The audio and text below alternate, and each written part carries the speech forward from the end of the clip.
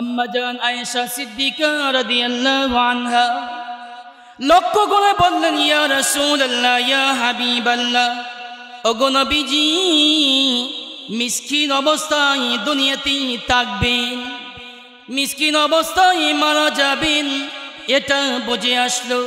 কিন্তু মিসকিনদের সাথে, গরিবদের সাথে কঠিন কিয়ামতের ময়দানে হাসরের মাঠে উঠার মধ্যে, দাঁড়ানোর মধ্যে কি উপকার, কি ফায়দা রয়েছে বুঝতে পারলাম না। আল্লাহর নবী লক্ষ্য করে বললেন, হে আয়েশা, তুমি শোনো, দুনিয়ার যে সমস্ত মানুষ গরিব হওয়ার পরে, মিসকিন হওয়ার পরে যারা ধৈর্য ধারণ করবে, সবর করবে, আল্লাহ পাক রব্বুল আলামিন তাদেরকে কঠিন কিয়ামতের ময়দানে ধনীদের প্রায় 500 বছর আগে তাদেরকে জান্নাত দান করবে। সুবহানাল্লাহ। নবীজির চাচা যেই মুহূর্তে নবীজির সামনে এই প্রস্তাবগুলো শোনালেন, তখন আল্লাহর নবী লক্ষ্য করে কি বললেন, এই কথা বলেই আমি আমার কথা শেষ করে দিব, যেহেতু সামনে নামাজের সময় কাছিয়ে গেছে। আমার ভাইয়েরা লক্ষ্য করুন, আল্লাহর নবী লক্ষ্য করে বললেন, হে আমার প্রাণপ্রিয় চাচা, আল্লাহ পাক রব্বুল আলামিন আমাকে এই দুনিয়াতে পাঠান নাই সুন্দরী রূপসী মেয়েকে বিবাহ করার জন্য। আল্লাহ পাক রব্বুল আলামিন আমাকে এই দুনিয়াতে পাঠান নাই গদি দখল করার জন্য। আল্লাহ পাক রব্বুল আলামিন আমাকে এই দুনিয়ার মধ্যে পাঠান নাই, আল্লাহ পাক রব্বুল আলামিন আমাকে ধনী হওয়ার জন্য। আমার ভাইয়েরা, আল্লাহর নবী লক্ষ্য করে বললেন, হে আমার চাচা শোনেন, মক্কার কাফের বেঈমানেরা যদি আমার এক হাতে চন্দ্র উঠায়া দেয় আর আমার অপর হাতে যদি সূর্য উঠায়া দেয়, এরপরেও আমার পক্ষে একটা মুহূর্তের জন্যও দিনের দাওয়াত বন্ধ করা সম্ভব হবে না। আমি আপনাদের খেদমতে যে আয়াতি কালেমা তিলাওয়াত করেছি, সূরা হামিম আস-সিজদার 33 এবং 34 নম্বর আয়াতে কালেমা, এই আয়াত দুটির মধ্যে আল্লাহ পাক রব্বুল আলামিন আমার আপনার নবী, বিশ্ব নবী রাহমাতুল লিল আলামিনের প্রায় 6টা আখলাক, 6টা ক্যারেক্টার, 6টা চরিত্রের কথা উল্লেখ করেছেন। সুবহানাল্লাহ। আল্লাহ পাক রব্বুল আলামিন বিশ্ব নবী রাহমাতুল লিল আলামিনের চরিত্র সম্পর্কে এই আয়াতের মধ্যে উল্লেখ করেছেন। আমরা ধারাবাহিক ইনশাআল্লাহ তাআলা যে কয়েকটি বলা যায়। মুহতারাম হাজিরিন, আমি আপনাদেরকে জিজ্ঞেস করে জানতে চাই, আপনাদের জানা মতো আমার আপনার নবী বিশ্ব নবী রাহমাতুল লিল আলামিনের চরিত্র সুন্দর না অসুন্দর, ভালো না খারাপ? আল্লাহর নবী বিশ্ব নবী রাহমাতুল লিল আলামিনের আখলাক, চরিত্র, আদর্শ সম্পর্কে আল্লাহ পাক রব্বুল আলামিন মহাগ্রন্থ আল কোরআনের 2 সূরার মধ্যে, 2 জায়গার মধ্যে আল্লাহ পাক 2টি আয়াতের মধ্যে কি বলেছেন লক্ষ্য করুন।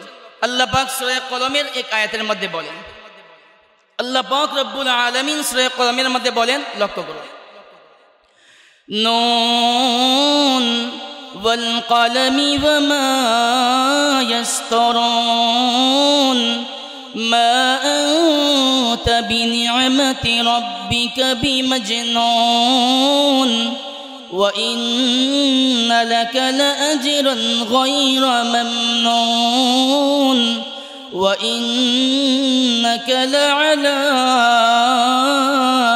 খুলুকিন আযীম। সুবহানাল্লাহ।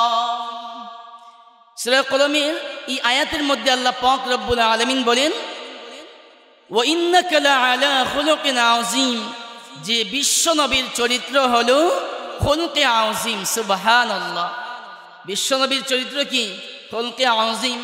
সাধারণ মানুষ না বুঝলেও আলেম ওলামারা যারা আছে তারা বুঝবেন, খুলুকে আযীম মানে হলো মহান চরিত্র। সুবহানাল্লাহ। মহান চরিত্রের অধিকারী আমার আপনার নবীকে আল্লাহ পাক বানিয়েছে। সূরা আহজাবের 21 নম্বর আয়াতের মধ্যে আল্লাহ পাক বলেন, লাকাদ কানা লাকুম ফি রাসূলিল্লাহি উসওয়াতুন হাসানাহ লিমান কানা ইয়ারজুল্লাহ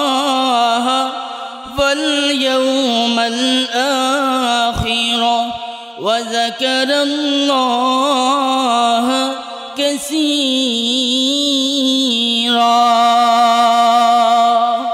সুবহানাল্লাহ। এই আয়াতের মধ্যে সূরা আহজাবের 21 নম্বর আয়াতের মধ্যে আল্লাহ পাক রব্বুল আলামিন বলেন যে বিশ্বনবীর চরিত্র হলো উসওয়ায়ে হাসানা। বিশ্বনবীর চরিত্র কি? উসওয়ায়ে হাসানা। এটাও তো আরবি, এটাও কি আরবি। সাধারণ মানুষ না বুঝলেও আলেম ওলামারা বুঝবেন উসওয়ায়ে হাসানা মানে হলো উত্তম আদর্শ। তাহলে আমরা মহাগ্রন্থ কোরআনে দুই জায়গা থেকে দুটি আয়াত পেয়েছি। আমরা দুটি সূরা থেকে দুটি আয়াত পেয়েছি। এক আয়াতের মধ্যে আল্লাহ পাক বলেন বিশ্বনবীর চরিত্র হলো খুলকে আযীম। আরেক আয়াতের মধ্যে বলা হয়েছে বিশ্বনবীর চরিত্র হলো কি? উসওয়ায়ে হাসান। উত্তম চরিত্র, মহান চরিত্র এবং উত্তম আদর্শের অধিকারী আমার আপনার নবী। উত্তম চরিত্র এবং উত্তম আদর্শের অধিকারী আমার আপনার নবী, বিশ্ব নবী রাহমাতুল লিল আলামিন। জুড়ে জুড়ে সুবহানাল্লাহ। মুহতারাম হাজিরিন, যদিও অর্থের দিক থেকে প্রায় একই, কিন্তু তার ব্যাখ্যায় তাফসীরের কিতাবের মধ্যে উল্লেখ করা হয়েছে ভিন্ন কথা। খুলকে আযীম এবং উসওয়ায়ে হাসানা।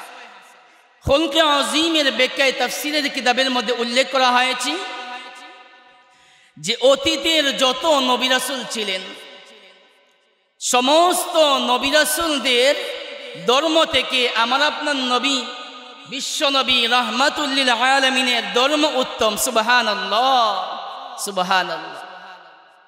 এটা হলো খুলকে আযীমের মতলব। উসওয়ায়ে হাসানার ব্যাখ্যায় উল্লেখ করা হয়েছে অতীতের যত নবী রাসূল ছিলেন সমস্ত নবী রাসূলদের যে ধর্মের দাওয়াতের যে নীতিমালা ছিল, কি ধর্মের দাওয়াতের যে নীতিমালা, ধর্মের দাওয়াতের নীতিমালা থেকে আমার আপনার নবী বিশ্ব নবী রাহমাতুল লিল আলামিনের ধর্মের দাওয়াতের নীতিমালা উত্তম। সুবহানাল্লাহ। আমার ভাইয়েরা, তাহলে আমরা এই দুই আয়াতের মাধ্যমে জানলাম, বুঝলাম যে আমার আপনার নবী বিশ্ব নবী রাহমাতুল লিল আলামিনের চরিত্র সুন্দর না অসুন্দর? সুন্দর। এখন আসুন, সাহাবায়ে কেরাম বিশ্ব নবী সম্পর্কে প্রায় 3টা কথা বলেছেন। কয়টা কথা? 3টা কথা। সাহাবায়ে কেরাম বিশ্ব নবী সম্পর্কে প্রায় 3টা কথা বলেছেন। তিলাওয়াতকৃত আয়াতের মধ্যে আসি নবীজির প্রায় 6টা চরিত্রের কথা সাহাবায়ে কেরাম বিশ্ব নবী সম্পর্কে বলেছেন প্রায় 3টা কথা। তাহলে 3 আর 6টা মিল আছে না নাই? মিল আছে। লক্ষ্য করুন সাহাবায়ে কেরাম কি বলে। كان رسول الله صلى الله عليه وسلم أحسن الناس وجها وأحسن الناس خلقا ليس بالطويل ولا بالقصير। সাহাবায়ে কেরাম আমার আপনার নবী বিশ্ব নবী রাহমাতুল লিল আলামিন সম্পর্কে বলেন, আমার আপনার নবী বিশ্ব নবী রাহমাতুল লিল আলামিন উনি এত সুন্দর ছিলেন, বিশ্ব নবী এত সুন্দর ছিলেন, দুনিয়ার মধ্যে যত মানুষ আছে, অতীতে যত মানুষ ছিল, বর্তমানে যারা আছে, ভবিষ্যতে কিয়ামত পর্যন্ত যত মানুষ এই দুনিয়ার মধ্যে আসবে, সাহাবায়ে কেরাম বলেন আল্লাহ পাক রব্বুল আলামিন তাদের সকল থেকে আমার আপনার নবী বিশ্ব নবীকে সবথেকে বেশি সুন্দর বানিয়েছেন। সুবহানাল্লাহ। নবীজির মতো সুন্দর কেউ অতীতে ছিল না, বর্তমানেও নাই, ভবিষ্যতেও কিয়ামত পর্যন্ত আর হবে না, হবেও না। আমার আপনার নবী যখন দুনিয়া থেকে বিদায় নিয়ে চলে গেলেন, নবীজির ইন্তেকালের পরে আম্মা জান আয়েশা সিদ্দিকা রাদিয়াল্লাহু আনহা মহিলাদের সাথে বসে গল্প করতেছিলেন। বিভিন্ন মহিলা তাদের স্বামী সম্পর্কে বিভিন্ন কথা ওনারা বলতেছিলেন। আমার স্বামী এমন সুন্দর, আমার স্বামী বিভিন্ন স্বামীদের গুণ বর্ণনা করতেছিলেন। আম্মাজান আয়েশা সিদ্দিকা রাদিয়াল্লাহু আনহা এক পর্যায়ে বললেন বিশ্বনবীর সৌন্দর্য সম্পর্কে। যেই মুহূর্তে আম্মাজান বিশ্বনবীর সৌন্দর্য সম্পর্কে বললেন, ইউসুফ আলাইহিস সালাম এত সুন্দর হওয়ার পরেও ইউসুফ আলাইহিস সালাম থেকেও আমার আপনার নবী বিশ্বনবী রাহমাতুল লিল আলামিন ইউসুফ আলাইহিস সালাম থেকেও বেশি সুন্দর। সুবহানাল্লাহ। যেই মুহূর্তে আম্মাজান নবীজির সৌন্দর্য সম্পর্কে তাদের সামনে বললেন, তারা ওই মুহূর্তে লক্ষ্য করে বলতে লাগলো, হে আম্মাজান, বিশ্বনবী রাহমাতুল লিল আলামিন উনি হলেন আমাদের নবী, উনি আপনার স্বামী, আপনারও নবী, আপনারও স্বামী, উনি আপনার স্বামী, আপনার নবী, আমাদের সকলের নবী। তবে আপনি আপনার স্বামীর সৌন্দর্যের কথা বলতে গিয়ে আমাদের মনে হচ্ছে একটু আপনি বাড়িয়ে বলেছেন, অতিরিক্ত বলে ফেলেছেন। কি বলে? আপনি একটু বাড়িয়ে বলেছেন, অতিরিক্ত বলে ফেলেছেন আমাদের মনে হচ্ছে। আম্মাজান জিজ্ঞেস করলেন, কেন এমন কথা কেন বলতেছ? তখন তারা আম্মাজানকে দুইটা কথা লক্ষ্য করে বলল। কয়টা কথা? আম্মাজানের সামনে দুইটা কথা বলল। আম্মাজান আয়েশা সিদ্দিকা রাদিয়াল্লাহু আনহাকে লক্ষ্য করে বলল, হে আমাদের আম্মাজান, ইউসুফ আলাইহিস সালামের সৌন্দর্য দেখে মিশরের মন্ত্রী মিনিস্টারদের মেয়েরা কন্যারা ফল কাটতে গিয়ে তাদের হাত কেটে ফেলেছে, হাতের আঙ্গুল কেটেছে। তাদের হোশ ছিল না, তারা ফল কাটতেছে নাকি নিজের হাত কাটতেছে খবর নাই। ইউসুফ আলাইহিস সালামকে দেখে এমন ঘটনা ঘটেছে। তো বিশ্বনবী রাহমাতুল লিল আলামিনকে দেখে কেউ হাত কেটেছে এমন তো কোনো ইতিহাস, কোনো দৃষ্টান্ত নজির আমরা জানি না, এমন কোনো কাহিনী ঘটনা আমরা জানি না। তাদের এক নাম্বার কথা।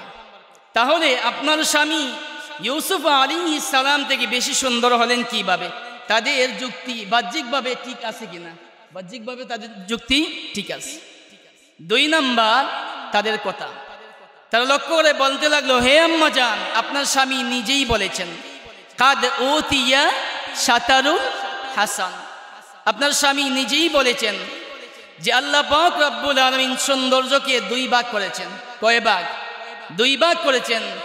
এক ভাগ সৌন্দর্য দিয়েছেন তামাম বিশ্ববাসীকে, তামাম দুনিয়াবাসীকে, তামাম পৃথিবীবাসীকে, আর এক ভাগ সৌন্দর্য দিয়েছেন একা, এক ভাগ সৌন্দর্য দিয়েছেন একা হযরত ইউসুফ আলাইহিস সালামকে। জুড়ে জুড়ে সুবহানাল্লাহ। আপনার স্বামীর কথা দিয়ে আমরা আপনাকে ধরলাম। আপনার স্বামী নিজে বলেছেন অর্ধেক সৌন্দর্য পেয়েছেন ইউসুফ আলাইহিস সালাম একা, অর্ধেক সৌন্দর্য পেয়েছেন তামাম পৃথিবীবাসী। তাহলে পৃথিবীর মানুষদের মধ্যে আপনার স্বামী আছে না নাই? আপনার স্বামীও আছে। তাহলে বোঝা গেল ওই যে অর্ধেক অংশ, এর থেকে কিছু অংশ আপনার স্বামী পেয়েছেন, আর বাকি অর্ধেক অংশ তো একা ইউসুফ আলাইহিস সালাম পেয়েছেন। তাহলে আপনার স্বামী ইউসুফ আলাইহিস সালাম থেকে বেশি সুন্দর কিভাবে হলেন? বাহ্যিকভাবে তাদের দুই নাম্বার কথা, এটা ঠিক আছে কিনা? বাহ্যিকভাবে ঠিক আছে। আমার ভাইয়েরা লক্ষ্য করুন, আম্মাজান আয়েশা সিদ্দিকা রাদিয়াল্লাহু আনহার মতো এত বড় আলেমা, এত বড় মুহাদ্দিসা, উনি এই সাধারণ মহিলাদের সাধারণ এই প্রশ্নের জবাব দিতে পারবেন কি পারবেন না? অবশ্যই দিতে পারবেন। আম্মাজান আয়েশা সিদ্দিকা তাদের এক নাম্বার কথার জবাব দিতে লাগলেন। লক্ষ্য করুন, আমার দিকে তাকান। আম্মাজান আয়েশা সিদ্দিকা রাদিয়াল্লাহু আনহা লক্ষ্য করে বলতে লাগলেন, হে মহিলারা, তোমরা বলেছো ইউসুফ আলাইহিস সালামের সৌন্দর্য দেখি মিশরের মন্ত্রী মিনিস্টারদের মেয়েরা কন্যারা স্ত্রীরা ফল কাটতে গিয়ে নিজের হাত কেটে ফেলেছি। বিশ্বনবীকে দেখে কেউ তো নিজের আঙ্গুল কাটে নাই, ফল কাটতে গিয়ে নিজের হাত তো কেউ কাটে নাই। হে মহিলারা, হে মহিলারা, তোমরা কি জানো না আমার নবী বিশ্ব নবী রাহমাতুল লিল আলামিন, ওনার প্রেমে পাগল হইয়া সাহাবায়ে কেরাম বিশ্ব নবীর নুরানি চেহারা দেখে উনার প্রেমে পাগল হয়। সাহাবায়ে কেরাম ওহুদের ময়দানে, বদরের ময়দানে, হুনাইনের ময়দানে নিজের গলা পর্যন্ত দিয়ে দিয়েছে। যেটা বলেন সুবহানাল্লাহ, আল্লাহু আকবার কাবীরা। সাধারণ হাতের আঙ্গুলি কাটবে কেন? আমার নবীর চেহারা দেখে তো তারা নবীর প্রেমে পাগল হইয়া তারা নিজের গলা পর্যন্ত দিয়ে দিছে। আল্লাহু আকবার কাবীরা, আল্লাহু আকবার কাবীরা। আমার ভাইরা, 1 নম্বর প্রশ্নের জবাব হয়ে গেল। 2 নম্বর কি বলেছিলেন? কাদ উতিয়া শাতারুল হাসান, সৌন্দর্যকে 2 ভাগ করা হয়েছে। আম্মাজান আয়েশা সিদ্দিকা রাদিয়াল্লাহু আনহা লক্ষ্য করে বললেন, হে মহিলারা, আসলে আমার স্বামীর কথা তোমরা বুঝো নাই। আমার স্বামী কি বলছেন? কাদ উতিয়া শাতারুল হাসান, আমার স্বামী বলেছেন হাসান সৌন্দর্যের কথা। সুন্দরের শব্দ আরবিতে 2টা আছে। কয়টা আছে? 2টা। একটা হলো হাসান সুন্দর, আর একটা হলো জামাল সুন্দর। হাসান সুন্দর মানে হলো নিম্নমানের সৌন্দর্য, নিম্নমানের সৌন্দর্য। আর জামাল সৌন্দর্য মানে কি? হাই লেভেলের সৌন্দর্য, হাই কোয়ালিটির সৌন্দর্য। এই জামাল সুন্দরের মধ্যে কোনো বাগাবাগি হয় নাই। আমার আল্লাহ পাক রব্বুল আলামিন সিরিফ ইয়াকা আমার নবী, বিশ্ব নবী রাহমাতুল লিল আলামিনকে এই জামাল সৌন্দর্য একা দান করেছেন। সুবহানাল্লাহ, শুধুমাত্র একা বিশ্ব নবীকে দান করেছেন। তাহলে মহিলাদের প্রশ্নের জবাব কি বলেন হয়ে গেছে কিনা? প্রশ্নের জবাব শেষ হয়ে গেল। আমার ভাইয়েরা, সময় কিন্তু একদম শর্ট টাইম নিয়ে, স্বল্প টাইম নিয়ে কথা গুছিয়ে বলা যায় না, পেছ লেগে যায়। যাই হোক, তারপরেও মুহতারাম হাজিরিন খেয়াল করুন, সাহাবায়ে কেরাম নবীজি সম্পর্কে বলেছেন কয়টা কথা? 3টা। কয়টা? 3টা কথা। এর মধ্যে একটা কথা পেলাম, সৌন্দর্য। নবীজির 2 নম্বর কোয়ালিটি কি ছিল? 3 নম্বর কোয়ালিটি কি ছিল সাহাবায়ে কেরাম নবী সম্পর্কে বলেন? লক্ষ্য করুন, আহসানুন নাসি ওয়াজহা ওয়া আহসানুন নাসি খুলকা লাইসা বিত-তাওয়িলি ওয়ালা বিল কাসীর। সাহাবায়ে কেরাম নবী সম্পর্কে 1 নম্বর কথা কি বলেছেন আমরা পেলাম। 2 নম্বর কথা, এটা হলো আমাদের আজকের বিষয়, একটু পরে বলবো। 3 নম্বর, সাহাবায়ে কেরাম বিশ্ব নবী সম্পর্কে বলেন লাইসা বিত-তাওয়িলি ওয়ালা বিল কাসীর। সাহাবায়ে কেরাম নবীজি সম্পর্কে 3 নম্বর কথা কি বলেছেন লক্ষ্য করুন। সাহাবায়ে কেরাম বলেন লাইসা বিত-তাওয়িলি ওয়ালা বিল কাসীর। আমার আপনার নবী, বিশ্ব নবী রাহমাতুল লিল আলামিন বেশি লম্বাও ছিলেন না, আবার বেশি বেটেও ছিলেন না, বেশি বাট্টিও ছিলেন না, বেশি খাটোও ছিলেন না। জুড়ে জুড়ে সুবহানাল্লাহ, সুবহানাল্লাহ বিহামদিহি। বেশি লম্বা হলেও সুন্দর লাগে না। কি বলে আত-তাওয়িলু আহমাকুন, যে অতিরিক্ত লম্বা কিছু ব্যাকল টাইপের হয়, ঠিক কি না? একটু বেকুব টাইপের হয়। আর বেশি খাটো হলে, বাট্টি হলে, খাটো হলেও সুন্দর লাগে না, ঠিক কি না আমার ভাইয়েরা? তাহলে সাহাবায়ে কেরাম যেই মুহূর্তে কিতাবের মধ্যে পাওয়া যায়, সাহাবায়ে কেরামদেরকে নিয়ে নবীজি যেই মুহূর্তে রাস্তার মধ্যে চলাফেরা করতেন, ওই সময় ওই মজলিসের মধ্যে নবীজির সাথে অনেক লম্বা লম্বা মানুষ থাকতেন। যেমন কিতাবের মধ্যে পাওয়া যায় হযরত ওমর রাদিয়াল্লাহু আনহু ছিলেন নবীজি থেকে বেশি লম্বা, একটু লম্বা ছিলেন। কিতাবের মধ্যে উল্লেখ করা হয়েছে নবীজি যখন যেই মুহূর্তে আল্লাহর নবী সাহাবায়ে কেরামদেরকে নিয়ে চলতেন, ওই মুহূর্তে লম্বা লম্বা সাহাবায়ে কেরাম যারা নবীজির সাথে থাকতেন, নবীজি তাদেরকে নিয়ে যখন চলতেন তখন লক্ষ্য করে দেখা যেত যে ওই লম্বা লম্বা মানুষ থেকে বিশ্ব নবীর সিল মুবারক, বিশ্ব নবীর মাথা মুবারক বেশি উঁচা দেখা যাইত। জুড়ে জুড়ে সুবহানাল্লাহ, সুবহানাল্লাহ। আমার ভাইয়েরা, তাহলে আমরা 2টি কথা পেলাম। সাহাবায়ে কেরাম 3 নম্বর কথা কি বলেন লক্ষ্য করুন, আহসানুন নাসি ওয়াজহা ওয়া আহসানুন নাসি খুলকা। সাহাবায়ে কেরাম বিশ্ব নবী রাহমাতুল লিল আলামিন সম্পর্কে বলেন আল্লাহর নবী বিশ্ব নবী রাহমাতুল লিল আলামিনের চরিত্র এত সুন্দর ছিল। আমার ভাইরা, দুনিয়ার সমস্ত মানুষ এবং সমস্ত নবী রাসূল 1,24,000 মতান্তরে 2,24,000 নবী রাসূলদের চরিত্র এবং দুনিয়ার সমস্ত মানুষদের চরিত্রকে যদি এক পাল্লায় রেখে ওজন করা হয়, মাপা হয়, আর অপর পাল্লায় যদি বিশ্ব নবীর চরিত্রকে উঠানো হয়, তুলে যদি ওজন দেওয়া হয়, মাপা হয়, আমার ভাইয়েরা, দুনিয়ার সমস্ত মানুষের চরিত্রের পাল্লা থেকে বিশ্ব নবীর চরিত্রের পাল্লাটাই ভারী হয়ে যাবে। সুবহানাল্লাহ। তাহলে কি বুঝলাম? বিশ্ব নবী রাহমাতুল লিল আলামিনের চরিত্র সুন্দর না অসুন্দর? সুন্দর। আল্লাহু আকবার কাবীরা। আগে বলেছি আল্লাহ পাকের মহাগ্রন্থ আল কোরআনের 2 জায়গা থেকে 2টি আয়াতের মাধ্যমে প্রমাণ করলাম আমার আপনার নবীর চরিত্র কি ছিল? মহান চরিত্র, উত্তম চরিত্র, উত্তম চরিত্র এবং উত্তম আদর্শের অধিকারী বানিয়েছেন আমার আপনার নবীকে আল্লাহ পাক রব্বুল আলামিন। সাহাবায়ে কেরাম নবীজি সম্পর্কে 3টা কথা বলেছেন, এর মাধ্যমেও নবীজির চরিত্র কত সুন্দর প্রমাণিত হয়ে গেল। আলহামদুলিল্লাহ বলেন। আলহামদুলিল্লাহ। প্রমাণিত হয়ে গেল নবীজির চরিত্র কত সুন্দর। যাই হোক আমার ভাইয়েরা, আমি এখন আর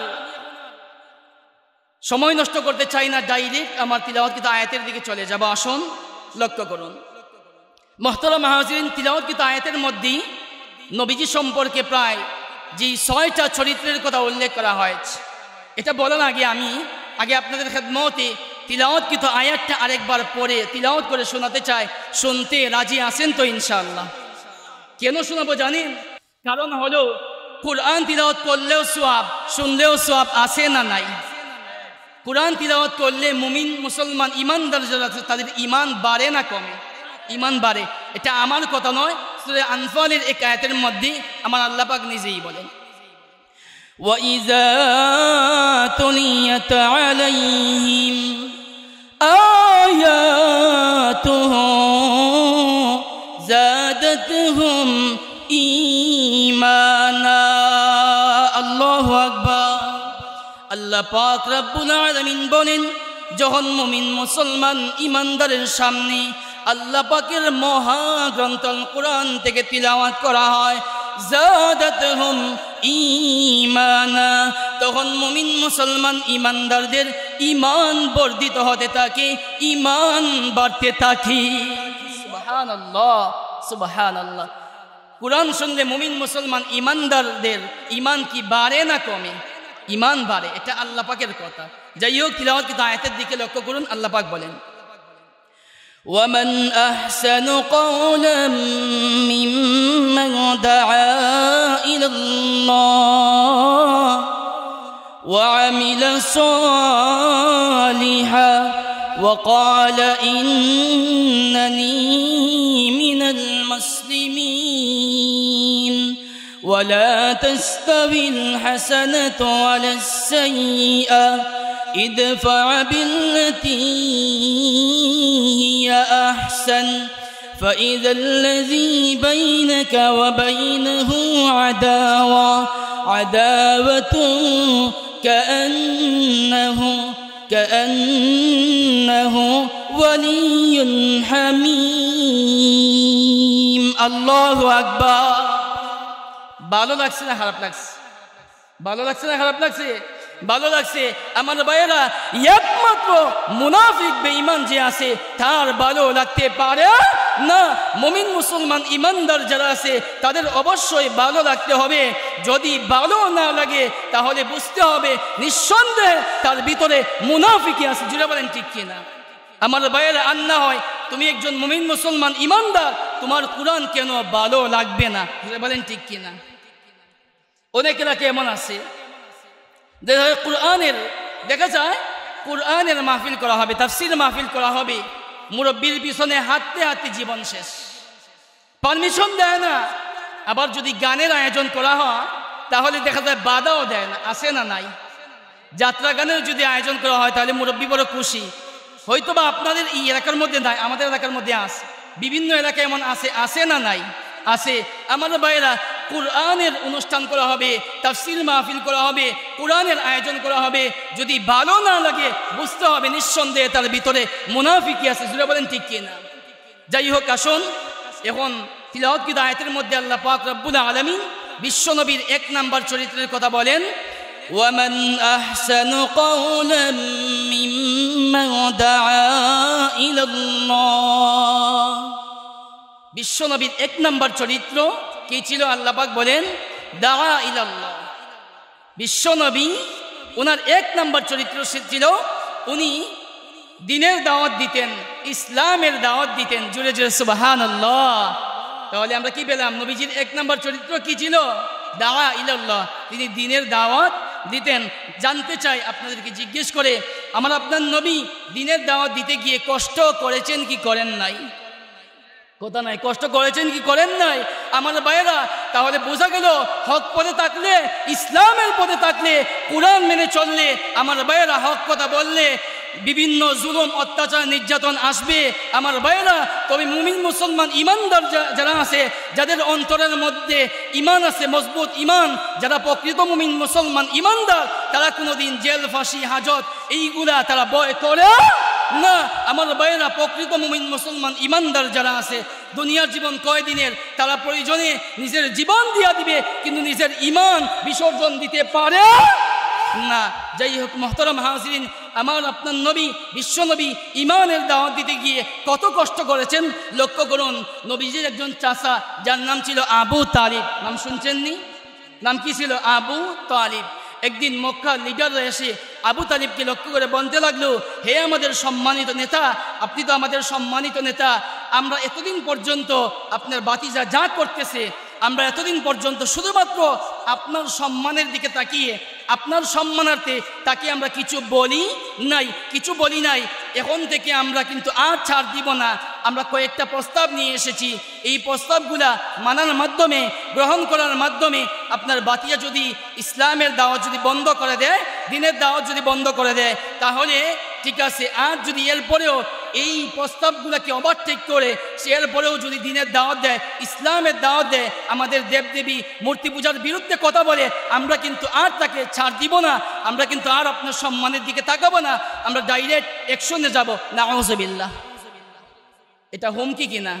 হুমকি। বলতেছে 1 নাম্বার প্রস্তাব, আপনার বাতিজা জিজ্ঞেস করেন সে কি চায়, জিজ্ঞেস করেন সে কি চায়।